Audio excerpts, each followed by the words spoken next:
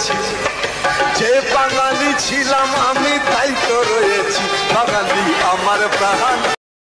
মিঠুন চক্রবর্তী বাঙালির আবেগ। তার মতো বাংলা থেকে গিয়ে বোম্বে কাঁপানো সুপারস্টার খুব কমই আছে। তাকে বলা হয় ডিস্কো কিং। তথা কথিত নায়কদের মতো রূপের ঝলকানি তার ছিল না, শুধু ছিল অদম্য জেদ আর কিছু করে দেখানোর মানসিকতা। তার জেরেই কাঁটাযুক্ত পথ অতিক্রম করে বলিউডের সিংহাসনে বসেছিলেন তিনি। ৮-৯-এর দশকে বলিউডে ছিল মিঠুন যুগ। বাংলা হিন্দি ছাড়াও ওড়িয়া, তেলুগু, কন্নড়, পাঞ্জাবি এবং তামিল ছবিতেও কাজ করেছেন তিনি। অভিনয়ের জন্য পেয়েছেন পদ্মভূষণ, দাদা সাহেব ফালকে সহ অসংখ্য পুরস্কার ও সম্মাননা। তবে অভিনয়ের পাশাপাশি সঙ্গীতের প্রতিও আগ্রহ ছিল মিঠুন চক্রবর্তীর। ১৯৭৬-এ মৃণাল সেনের মৃগয়া ছবিতে অভিনয় করে চলচ্চিত্র জগতে পা রেখেছিলেন তিনি।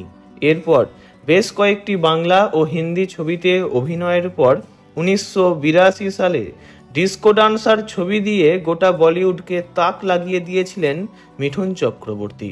এরপর আর পিছন ফিরে তাকাতে হয়নি। একের পর এক হিন্দি সাথে বাংলা ছবিতে দাপিয়ে অভিনয় করে গেছেন। অভিনয়ের সাথে সঙ্গীত চর্চাও করতেন তিনি, কিন্তু তাকে খুব বেশি গান রেকর্ড করতে দেখা যায়নি। তবে ১৯৮৯ সালে আজিজ সেজাওয়াল পরিচালিত ইলাকা ছবির জন্য একটি গান গেয়েছিলেন মিঠুন।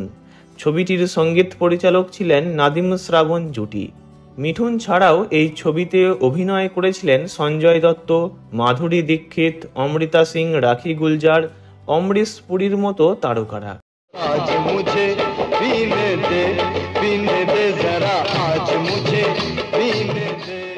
যদিও এটাই প্রথম নয়, ১৯৮৫-তে দুর্গাপুজোর সময় একটি বাংলা গানের অ্যালবামও বের করেছিলেন মিঠুন চক্রবর্তী, যে অ্যালবামটি তখন তুমুল জনপ্রিয়তা পেয়েছিল।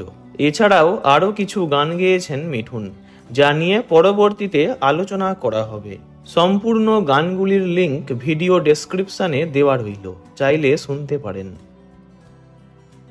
ভিডিওটি এইটুকুই। ভালো লাগলে লাইক করুন, শেয়ার করুন, আর মিঠুনের কণ্ঠে গান আপনাদের কেমন লাগলো তা কমেন্টে জানান। এরকমই আরও অনেক ভিডিও পেতে চ্যানেলটি সাবস্ক্রাইব করুন। ধন্যবাদ।